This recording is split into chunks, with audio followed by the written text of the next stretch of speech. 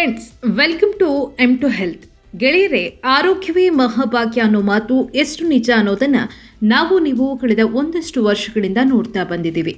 ದೇವ್ರೆ, ಆರೋಗ್ಯವೊಂದನ್ನ ಚೆನ್ನಾಗಿ ಕೊಡಪ್ಪ ಅಂತ ಎಷ್ಟೋ ಜನ ಬೇಡ್ಕೋತಾರೆ. ಯಾಕಂದ್ರೆ ನಮ್ಮ ದೇಹದಲ್ಲಾಗೋ ಸಣ್ಣ ಬದಲಾವಣೆ ಇಡೀ ದೇಹವನ್ನೇ ಸಮಸ್ಯೆಯ ಗೂಡಾಕ್ಸ್ಬಿಡತ್ತೆ. ಅದರಲ್ಲೂ ವಯಸ್ಸಾಗ್ತಾ ಆಗ್ತಾ ಕಾಡುವಂತ ಮಂಡಿ ನೋವು, ಕೀಲು ನೋವು, ಇನ್ನು ಬೆನ್ನು ನೋವುಗಳು ಎಷ್ಟು ಭಯಾನಕ ಅನ್ನೋದು ಅನುಭವಿಸಿದವರಿಗೆ ಮಾತ್ರ ಗೊತ್ತು. ಈ ಯಾವುದೇ ನೋವಿಗೆ ಚಿಕಿತ್ಸೆ ಪಡೆಯೋಕೆ ಅಲೋಪತಿ ಡಾಕ್ಟರ್ಗಳ ಬಳಿ ಹೋದ್ರೆ ಅಲ್ಲಿ ಮೊದಲು ಸಜೆಸ್ಟ್ ಆಗೋದು ಆಪರೇಷನ್. ನಿಮ್ ಮಂಡಿ ಚಿಪ್ ಸವೆದು ಹೋಗಿದೆ, ಅದನ್ನ ತೆಗೆದು ಕೃತಕ ಚಿಪ್ ಗಳನ್ನ ಹಾಕ್ಬಿಡ್ತೀವಿ ಅಂತಾರೆ. ಇಲ್ಲಂದ್ರೆ ಬೆನ್ನಲ್ಲಿ L4 L5 ಆಗಿದೆ ಅಂತ ಒಂದು ಶಸ್ತ್ರಚಿಕಿತ್ಸೆ ಮಾಡ್ಕೊಂಡ್ಬಿಡಿ ಅಂತಾರೆ. ಹೀಗೆ ಎಲ್ಲದಕ್ಕೂ ಆಪರೇಷನ್ ಅಂತ ಹೋದ್ರೆ ಮನುಷ್ಯನ ದೇಹ ಜರ್ಜರಿತವಾಗ್ಬಿಡತ್ತೆ ಅಲ್ವಾ? ಹಾಗಂತ ಅದಕ್ಕೆ ಚಿಕಿತ್ಸೆ ಪಡೆಯೋದಿರೋದಕ್ಕಾಗಲ್ಲ. ಹೀಗಾಗಿನೇ ನಮ್ಮ ಪುರಾತನ ಆಯುರ್ವೇದ ಮರ್ಮ ಸಿದ್ಧ ಚಿಕಿತ್ಸೆಗಳ ರೀತಿಯಲ್ಲಿ ಇದಕ್ಕೆ ಔಷಧೋಪಚಾರವನ್ನ ಪಡೆಯೋದಕ್ಕೆ ಸಾಕಷ್ಟು ಜನ ಪ್ರಯತ್ನ ಪಡ್ತಾರೆ. ಅಂಥವರಿಗೆ ಅಂತಲೇ ಮೈಸೂರಿನ ಆಯುರ್ಮಠಂ ಆಯುರ್ವೇದ ಆಸ್ಪತ್ರೆ ಇದೆ.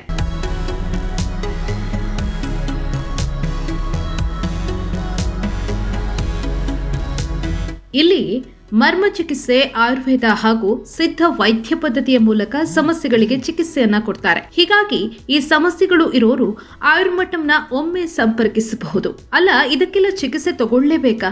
ಸುಮ್ನೆ ಇದ್ರೆ ಆಗೋದಿಲ್ವಾ ಅನ್ಕೋತಿದ್ದೀರಾ? ಅದ್ರಲ್ಲೂ ಗೆಳೆಯರೆ, ಬೆನ್ನು ನೋವು ಅಂದ್ರೆ ಲಂಬಾರ್ನಲ್ಲಿ ಸಮಸ್ಯೆ ಇರೋರು ಸಣ್ಣದ್ರಲ್ಲೇ ಈ ಸಮಸ್ಯೆಯನ್ನ ಬಗೆಹರಿಸಿಕೊಳ್ಬೇಕು. ಇಲ್ಲದೆ ಹೋದ್ರೆ ಅದು ದೊಡ್ಡ ಸಮಸ್ಯೆಯಾಗಿ ಕಾಡೋದ್ರಲ್ಲಿ ಅನುಮಾನವೇ ಇಲ್ಲ. ಹೀಗಾಗಿನೇ ಲಂಬರ್ ಸಮಸ್ಯೆಗಳಿಗೆ ಹೆಚ್ಚು ತಾತ್ಸಾರ ಮಾಡಬೇಡಿ. ಒಂದು ವೇಳೆ ಮಾಡಿದ್ದೇ ಆದ್ರೆ ನೀವು ಎಷ್ಟೆಲ್ಲಾ ಸಮಸ್ಯೆಗಳನ್ನ ಅನುಭವಿಸಬೇಕಾಗತ್ತೆ ಗೊತ್ತಾ?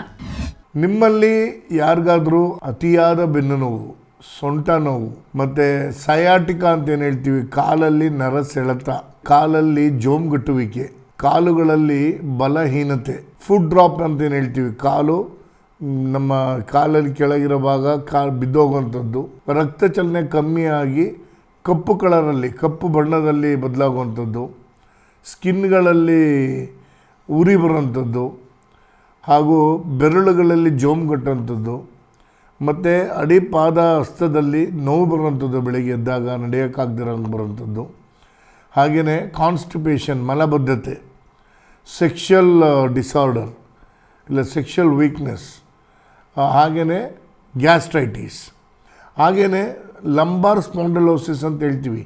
ಈ ಮೂಳೆಗಳಿಗೆ, ಡಿಸ್ಕ್ಗಳಿಗೆ ರಕ್ತ ಚಲನೆ ಸರಿಯಾಗಿ ಸಿಗದೇ ಇದ್ದಾಗ ಅದು ಸೌದೋಗೋಕ್ಕೆ ಶುರುವಾಗುತ್ತೆ. ಅಂದರೆ ಮೂಳೆ ಡೆನ್ಸಿಟಿ ಕಮ್ಮಿ ಆಗೋಕ್ಕೆ ಶುರುವಾಗುತ್ತೆ. ಈ ಥರ ಸಮಸ್ಯೆಗಳಿಂದ ನೀವು ಕಾಡ್ತಾ ಇದ್ದರೆ ಅದಕ್ಕೆ ಉತ್ತಮವಾಗಿರೋ ಚಿಕಿತ್ಸೆ ನಮ್ಮ ಆಯುರ್ಮಠಮಲ್ಲಿ ನಾವು ಮಾಡ್ತಾಯಿದ್ದೀವಿ. ನಿಜ, ನಮ್ಮ ಬೆನ್ನಲ್ಲಿ ಆಗೋ ಸಣ್ಣ ಬದಲಾವಣೆ ಇಷ್ಟೆಲ್ಲ ಸಮಸ್ಯೆಗಳಿಗೆ ಕಾರಣ ಆಗತ್ತೆ. ಅದರಲ್ಲೂ L4 L5 ನ ಸಮಸ್ಯೆ ಅಂತೂ ಅನುಭವಿಸಿದವರಿಗೆ ಗೊತ್ತು. ಅದೊಂದು ರೀತಿ ಸಯಾಟಿಕ ರೀತಿ ಇರತ್ತೆ. ಕಾಲುಗಳಿಗೆ ಬಲವೇ ಇಲ್ವೇನೋ ಅನ್ನೋ ಹಾಗಾಗತ್ತೆ. ಕೆಲವೊಮ್ಮೆ ಆ ನೋವನ್ನ ಸಹಿಸ್ಕೊಳ್ಳೋದಕ್ಕಾಗೋದೇ ಇಲ್ವೇನೋ ಅನ್ನೋ ಹಾಗಾಗತ್ತೆ. ಹೀಗಾಗಿ ಇದಕ್ಕೆ ಚಿಕಿತ್ಸೆಯನ್ನ ಪಡಿಲೇಬೇಕು. ಮಾಮೂಲಿ ಆಸ್ಪತ್ರೆಗಳಲ್ಲಿ ಆಪರೇಷನ್ ಅಂತಾರೆ. ಆದ್ರೆ ಮೈಸೂರಿನ ಆಯುರ್ಮಠಂನಲ್ಲಿ ಆಪರೇಷನ್ ಇಲ್ಲದೆ ನಿಮ್ಮ ಸಮಸ್ಯೆಗಳಿಗೆ ಚಿಕಿತ್ಸೆಯನ್ನ ಪಡೆಯಬಹುದಾಗಿದೆ. ನಮ್ಮ ಮರ್ಮ ಚಿಕಿತ್ಸೆಯಲ್ಲಿ ನಾವು ಇಡೀ ಶರೀರದ ಎಲ್ಲ ಮರ್ಮಗಳನ್ನು ಪರೀಕ್ಷೆ ಮಾಡಿ ಎಲ್ಲಿಂದ ಯಾವ ನರನಾಡಿಗಳಲ್ಲಿ ಸಮಸ್ಯೆ ಆಗಿರೋದು ಅಂತ ಪತ್ತೆ ಹಚ್ಚಿ, ಯಾವ ಡಿಸ್ಕಲ್ಲಿ ಸ್ಲಿಪ್ ಆಗಿದೆ, L4 L5 ಅಲ್ಲೋ, L5 S1 ಅಲ್ಲೋ, L1 L2 ಅಲ್ಲೋ, L2 L3 ಅಲ್ಲೋ, L3 L4 ಅಲ್ಲೋ, ಯಾವುದರಲ್ಲಿ ಡಿಸ್ಕು ಟೇರ್ ಆಗಿ ಬಲ್ಜ್ ಆಗಿ ನರ್ವ್ನ ಕಂಪ್ರೆಷನ್ ಮಾಡಿರುತ್ತೋ, ಇಲ್ಲ ಪ್ರೊಟ್ರೂಷನ್ ಎಕ್ಸ್ಟ್ರೂಷನ್ ಅಂತ ಏನು ಹೇಳ್ತೀವಿ, ಆ ಥರ ಸಮಸ್ಯೆಗಳಿಂದ ನರಗಳಿಗೆ ಏನಾದರೂ ಹೀನಾಯ ಸಮಸ್ಯೆಗಳಾಗಿದೆಯೋ, ಹಾಗೆಯೇ ಲಂಬಾರ್ ಸ್ಪಾಂಡಲೋಸಿಸ್ ಅಂತ ಹೇಳ್ತೀವಿ, ಈ ಮೂಳೆಗಳಿಗೆ, ಡಿಸ್ಕ್ಗಳಿಗೆ ರಕ್ತ ಚಲನೆ ಸರಿಯಾಗಿ ಸಿಗದೇ ಇದ್ದಾಗ ಅದು ಸೌದೋಗೋಕ್ಕೆ ಶುರುವಾಗುತ್ತೆ.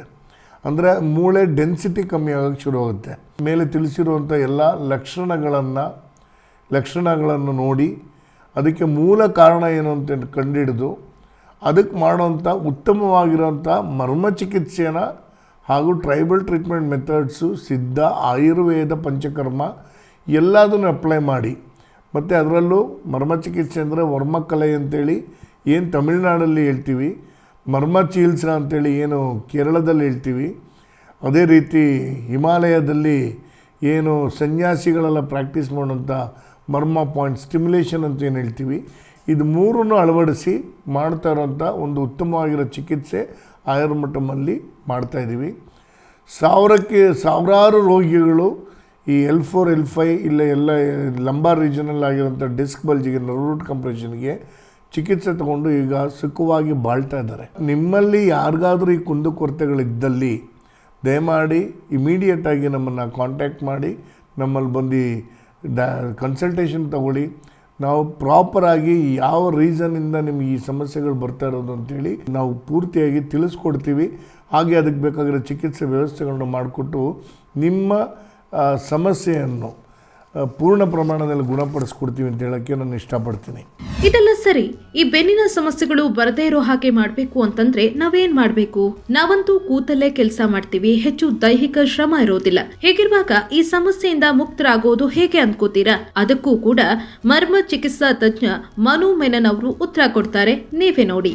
ಬೆನ್ನಿಗೆ ಸಮಸ್ಯೆನೇ ಬರಬಾರ್ದು, ನಾನು ಹೇಗೆ ನನ್ನ ಸ್ಪೈನ್ನ ನೋಡ್ಕೋಬೇಕು ಅಂತ ನಿಮಗೇನಾದರೂ ಒಂದು ಕ್ವಶನ್ ಇದ್ದರೆ, ಒಂದು ಆಕ್ಸಿಡೆಂಟ್ಗಳಾಗೋಂಥದ್ದು.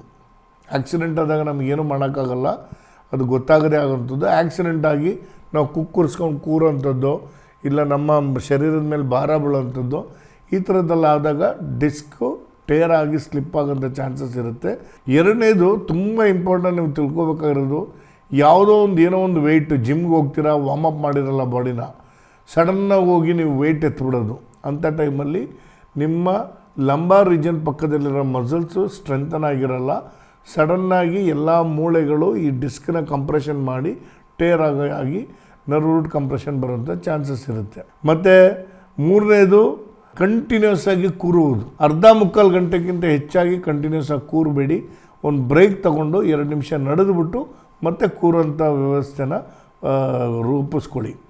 ಮತ್ತು ಕಂಟಿನ್ಯೂಸ್ ಡ್ರೈವಿಂಗ್ ಮಾಡೋಂಥದ್ದು, ಅದನ್ನು ಒಂದು ಎವ್ರಿ 1 or 2 ಅವರ್ಸ್ಗೆ ಒಂದು ಬ್ರೇಕ್ ತೊಗೊಂಡು ಇಳಿದುಬಿಟ್ಟು ಒಂದು 2 ನಿಮಿಷ ವಾಕ್ ಮಾಡಿ ಕೂತ್ಕೊಂಡು ಮತ್ತೆ ಡ್ರೈವಿಂಗ್ ಮಾಡೋದನ್ನ ಅಭ್ಯಾಸ ಮಾಡ್ಕೊಳ್ಳಿ. ಸೂರ್ಯ ನಮಸ್ಕಾರನ ದಿವಸಕ್ಕೆ ಒಂದು 12 ಬಾರಿ ಸ್ಲೋ ಮೂಮೆಂಟಲ್ಲಿ ಮಾಡಿ, ಫಾಸ್ಟಾಗಿ ಮಾಡೋಕ್ಕೆ ಹೋಗ್ಬಿಡಿ. ಸ್ಲೋ ಮೂಮೆಂಟಲ್ಲಿ ಮಾಡಿದ್ರೆ ನಿಮ್ಮ ಬೆನ್ನಿನ ಸ್ಪೈನು ತುಂಬ ಚೆನ್ನಾಗಿರುತ್ತೆ, ಮಸಲ್ಸು ತುಂಬ ಸ್ಟ್ರಾಂಗ್ ಆಗಿರುತ್ತೆ. ಎರಡನೇದಾಗಿ ನಾನು ಹೇಳೋದಾದರೆ, ಎಣ್ಣೆ ಸ್ನಾನ. ಈ ಯಾವುದೇ ಆಯಿಲ್ ಬೇಕಂದ್ರೂ ಹಚ್ಚಿ, ಮನೆಯಲ್ಲಿ ಉಪಯೋಗಿಸೋಂಥ ಕೊಬ್ಬರಿ ಎಣ್ಣೆನೋ ಈ ಥರದ್ದು ಯಾವುದೇ ಎಣ್ಣೆ ತೆಗೆದು ನೀವು ಮೈಗೆ ಹಚ್ಕೊಂಡು ಒಂದು ಅರ್ಧ ಗಂಟೆ ಬಿಸಿಲಲ್ಲಿ ನಿಂತು ಇಲ್ಲ ಬಾತ್ರೂಮಲ್ಲಿದ್ದು ಬಿಸಿನೀರಲ್ಲಿ ಸ್ನಾನ ಮಾಡ್ಕೊಳ್ಳಿ. ತಲೆಗೆ ತುಂಬ ಬಿಸಿಯಾದಂಥ ನೀರನ್ನು ಉಪಯೋಗಿಸೋಕೆ ಹೋಗ್ಬೇಡಿ. ಆಮೇಲೆ ಎಲ್ಲದಕ್ಕಿಂತ ಹೆಚ್ಚಾಗಿ ನಾನು ಆಗಲೇ ಹೇಳ್ದಾಗೆ ಬಾಡಿ ವಾರ್ಮಪ್ ಆಗಿರಬೇಕು ಅಂದರೆ ಬೆಳಿಗ್ಗೆದ್ದು ಕೆಲವೊಂದು ದೂರ ನಡೆಯೋಂಥದ್ದು, ವಾಕ್ ಮಾಡೋಂಥದ್ದು ಮಾಡಿದ್ರೆ ನಿಮ್ಮ ಮಂಡಿಯಿಂದ ಹಿಡಿದು ಎಲ್ಲ ಬೋನ್ಸ್ಗಳ ಮಧ್ಯದಲ್ಲಿರೋ ಎಲ್ಲ ಡಿಸ್ಕ್ಗಳು ತುಂಬ ಸ್ಟ್ರಾಂಗ್ ಆಗಿರುತ್ತೆ, ಎಲ್ಲ ಮಸಲ್ಸ್ಗಳು ಸ್ಟ್ರಾಂಗ್ ಆಗಿರುತ್ತೆ. ನೀವು ಯಾವತ್ತೂ ಬೆನ್ನೋವಿಂದ ಬಳಲಲ್ಲ. ಗೆಳೆಯರೆ, ಒಂದು ಸಣ್ಣ ಮುನ್ನೆಚ್ಚರಿಕೆ ನಮ್ಮನ್ನ ಅತೀ ದೊಡ್ಡ ಆರೋಗ್ಯ ಸಮಸ್ಯೆಯಿಂದ ಪಾರ್ ಮಾಡಿಬಿಡತ್ತೆ. ಹೀಗಾಗಿ ನಾವೆಲ್ಲ ಆರೋಗ್ಯದ ಕಡೆ ಹೆಚ್ಚಿನ ಗಮನವನ್ನ ಹರಿಸಬೇಕು. ಇನ್ನು ಈಗಾಗಲೇ ಈ ಸಮಸ್ಯೆಯಲ್ಲಿ ಸಿಲುಕ್ ಹಾಕೊಂಡವರು ಆಯುರ್ಮಠಂ ಮರ್ಮ ಚಿಕಿತ್ಸಾ ಆಸ್ಪತ್ರೆಯನ್ನ ಸಂಪರ್ಕಿಸಬಹುದು. ನಿಮ್ಗೆ ಏನೇ ಅನುಮಾನಗಳಿದ್ರು, ನಿಮ್ಮ ಸಮಸ್ಯೆಗಳಿಗೆ ಪರಿಹಾರ ಬೇಕಿದ್ರು ಕೆಳಗಿನ ನಂಬರ್ಗಳಿಗೆ ಫೋನ್ ಮಾಡಿ ಪರಿಹಾರ ಪಡ್ಕೊಳ್ಳಿ. ಮುಂದಿನ ವಿಡಿಯೋದಲ್ಲಿ ಮತ್ತೊಂದು ವಿಶೇಷ ಮಾಹಿತಿಯನ್ನ ನಿಮ್ಮ ಮುಂದೆ ಇಡ್ತೀನಿ. ಅಲ್ಲಿವರೆಗೂ ನಮಸ್ಕಾರ.